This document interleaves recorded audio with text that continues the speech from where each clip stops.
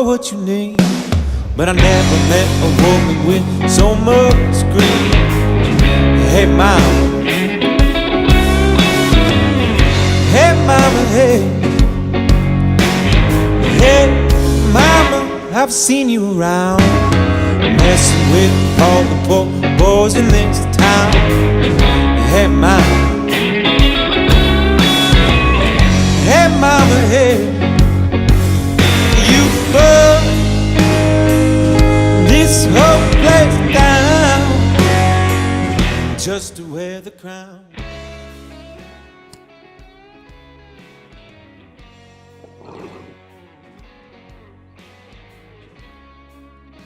Hello humans, welcome back to Slackline Quote of the Day podcast.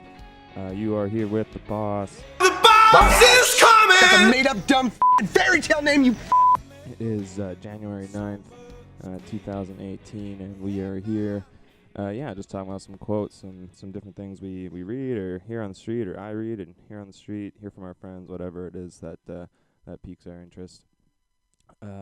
Yesterday we chatted a little bit about love and nihilism and existentialism, and because we were prompted by a quote by Friedrich Nietzsche, and we kind of went off. I ended up on a tangent more along the lines of creating happiness between partners and stuff, and so we're choosing a quote along those lines today. But first we are brought to you today by Aunt Aggie's Bottled Joy. Made with pure water from the Himalayas and a touch of a mother's tears of happiness. That is Aunt Aggie's Bottled Joy, guaranteed to lift your spirits. Maybe there's a little spirits in there too. And that brings us to our quote. The quote is from U.S. writer Agnes Repplier, or Repplier. I'm not sure if they use the French pronunciation or not. I looked around on Google to see if somebody had the pronunciation somewhere, but I couldn't find it. That's Agnes Repplier. It is not easy to find happiness in ourselves, and it is not possible to find it elsewhere. Again, that is Agnes Repplier, U.S. Writer and essayist. She's actually illiterate to the age of 10, and had been expelled from multiple schools for quote-unquote independent behavior, according to the great Wikipedia. I know it's not a great source, I don't really care. So she brings us our quote today. Again, that is, it is not easy to find happiness within ourselves, and it is not possible to find elsewhere. It's kind of a sad quote, if you take it the wrong way, I think. But it does lead in from the end of the cast from yesterday. I was chatting just about how people can I was chatting basically about depression and being in a relationship with somebody in a depression, and how that spiral of kind of lack of self-worth can lead to just all around destructive behavior for yourself and kind of the people around you. And I mean, in relation to last podcast, it was about how love, can irrationally help you stick around with people like that are in destructive modes. And I mean, today is kind of about getting out of that. That happiness can only be found within ourselves, even though it's not easy. And the thing is I kind of disagree that it's not easy. Like we make all the choices for ourselves as to what will or will not make us happy. I mean, you can argue that there are outside forces, of course, and things that are out of our control, but how we choose to react and accept those things and relates to, our happiness going forward. Even something like as happy as getting married, I mean, that might be the happiest day of your life. And so what does that say about your marriage, right? Like you have these kind of peaks and valleys of happiness and depression throughout your life, and it's kind of all about just how you kind of bounce back from that. You could spend the rest of your marriage, crying about how the first night of it was the best night, or you can kind of lift yourself out of that and strive to make every day better than the first day, which is kind of what I take from the quote, is more or less that, like, the finding happiness in ourselves doesn't really come from creating it for ourselves out of stuff or money or even like friends and family and stuff like that. If you're pursuing that stuff, if you're pursuing those things, truthfully, then I think that you are happy, whether or not those things are necessarily working out the way that you want them to.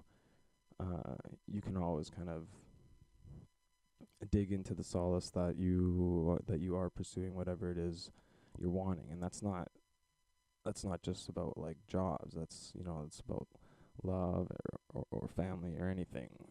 Like, if you don't pursue those things out of fear, they'll say no, or you don't pursue family out of fear, you'll be a good parent, or you don't pursue anything because of fear of change, even though in a state of unhappiness you would want change or should want change. But even the idea that things are going to change drastically can be scary enough to keep somebody in a comfortable but maybe unhappy position. I mean, I know I was in a state like that for a long time, and at an old career that was technically a good job, and I was supporting myself and then some, and but like the actual nature of the job is something that I just fundamentally disagreed with. It was investment banking, and it was I just didn't like being a part of this, perpetuating this wealth gap. And so every day was a little bit more soul sucking for me, every day and every day. And kind of like I mentioned last cast, I was with a wonderful girl at the time, and I just couldn't enjoy it at that time. And as I looked into one of the economics of happiness, came across an idea called the hedonic treadmill. And what that basically says is that as we acquire more as part of our daily habits, they cease to be enjoyable and become needs. And the loss of them hits us harder than the happiness gained from having them. So that can relate to stuff, things like cell phones that have become like a habitual part of our life versus a luxury. Or that can be something like a loved one. Somebody that, it was great at the beginning, you worked hard for, to make things work. And then you get into a mode of complacency and taking things for granted, and seeing them every day is not as enjoyable as it used to be when you saw each other every couple days or whatever. So it just becomes kind of a staple of your life. It's just there. It's just a thing. And you don't enjoy it as much, and then all of a sudden it's gone, and that's much more devastating than even the happiness gained from getting it in the first place. And so I think the lesson there is to enjoy things while you have them, and to appreciate things that we kind of take for granted all the time. And again, like, we talk about love and whatever, but that's just part of it. Friends and family that maybe you haven't talked to in a while. I know I don't really talk to my parents as much as I should, and I'm sure that's true for most people in my age group. And even friends. Like, I remember being in that state of depression and not even wanting to see my own friends. I don't know. Like, again, it kind of comes down to self-worth. Like, I just didn't want to, go and I just didn't want to go. Didn't want to hang out with anybody, but my girlfriend. She wanted to hang out with my friends. She wanted to hang out with her friends. And I was in a mode of it's tough to explain why. When you're talking about, you kind of get into a thought process of, well, I don't, it's too far gone, like, I could see the writing on the wall, the girlfriend doesn't love me anymore, the friends, I mean, they'll always be there. They're lifelong friends. Um, a lot of times those types of people, they're the ones that give you the tough love, which is sometimes what you need. And then, for my own personal experience, I was forced to make a pretty, not forced, um, I made the decision to make a pretty dramatic change in my life, and so, I feel happier for it. And I'm in a worse position financially. I'm in a more volatile life situation. But it's slowly bringing me back to a place of happiness, and I think that the lesson there is, just it sounds so cliche, and just like a go for it YOLO type thing. Kind of like what Jean-Paul Sartre said from last week, is just like, well, if none of it really matters, then you might as well just go for it. And so, yeah, bringing it back to the ease of finding happiness within ourselves, like, it's really about exploring what actually does make you happy, and whether or not you're not willing to, or whether or not you want to do those things, and whether or not you are going to pursue those things. And that, again, that doesn't just mean career wise. Like, most people feel better about doing something and not getting paid versus getting paid. As far as, well, you do a favor for a friend, help them move or something like that. And if they offer you, like, $50 at the end of the day, it's kind of like, well, I mean, that's nice, but I was here as a favor. And I don't know, you probably even reject the money and be like, no, let's just go have a beer, buy me a beer or something like that. So, doing that favor for a friend, even doing something for people that you don't know, it can have an even a greater effect. You always hear people stopping to help, people on the side of the road with blown tires, or I used to volunteer in a few different things, hockey coaching, food banks, and stuff like that. And it was always, I don't know, it's just gives you a happy feeling. There's no other way to explain it, other than just it gives you joy to know that you're helping somebody in some way. One time I remember dressing up as Santa for this thing for work, and going around to some neighborhoods where everybody in our office had, chipped in for a bunch of gifts for less fortunate people, and I went around as Santa in this silly costume, and delivered these presents to some families and stuff, and just like the happiness that you see on people's faces when you do stuff like that is like, if I came back from that day and they were like, well, here's an extra, $100 or whatever for going out and doing that, I don't know, like, I'd probably reject that. I mean, usually payment for those types of things is inconsequential anyways. And if you're being paid a lot of money to do something like that, then it's probably, your full-time job anyways. And a lot of times those types of, full-time jobs end up being born out of those types of things, like, people that end up, working for nonprofits, or people that end up, in, like I said, I used to coach. Like, if you ended up wanting to, coach in a sport or something like that, then starting as a volunteer at the bottom is kind of the the way to do it if you weren't a professional player or something like that. So, yeah, it's I think that it's kind of easier to find the happiness in ourselves than the quote sort of suggests. I definitely agree that it's not possible to find elsewhere, and what I think that is trying to get at is just those things that you gather. They are not what makes you happy. Like the new stuff you get from the promotion that you got at work is not what makes you happy. What makes you happy is that your value has been seen by other people enough to give you a promotion at work, enough to give you, a little bit more cash or whatever. It's not and you know, if your goal was to get that car or was to get that boat, that's great, that's fine. But again, like, your happiness comes from achieving that goal more than it does from the actual joy of riding the boat, which I think is kind of what this is getting at.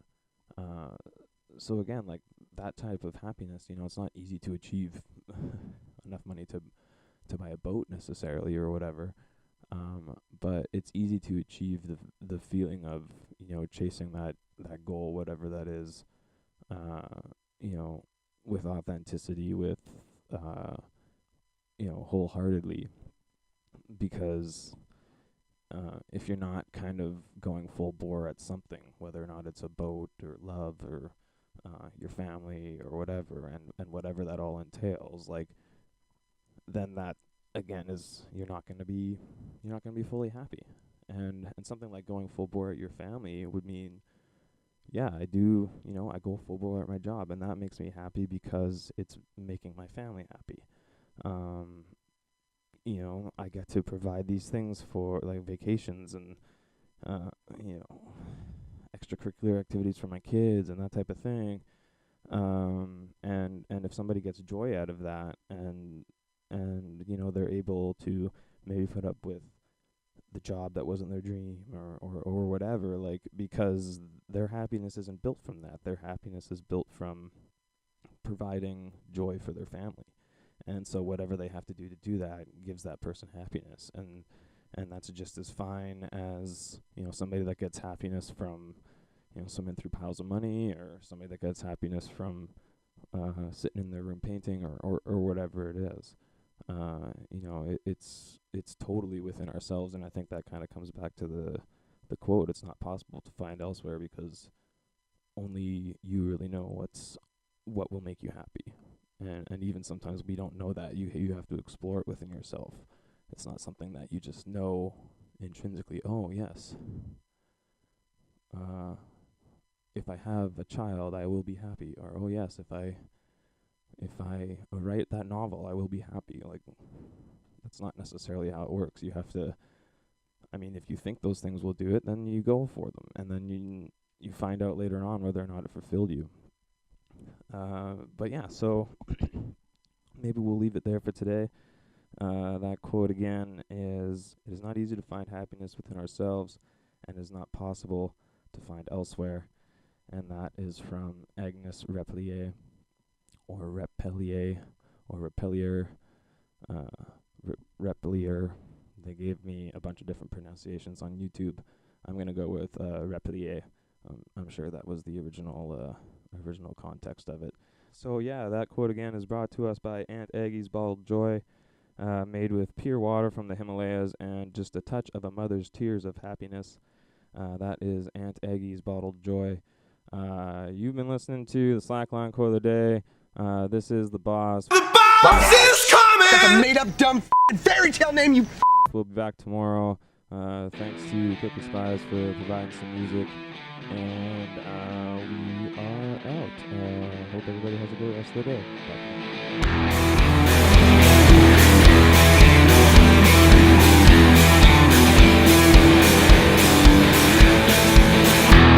Bye.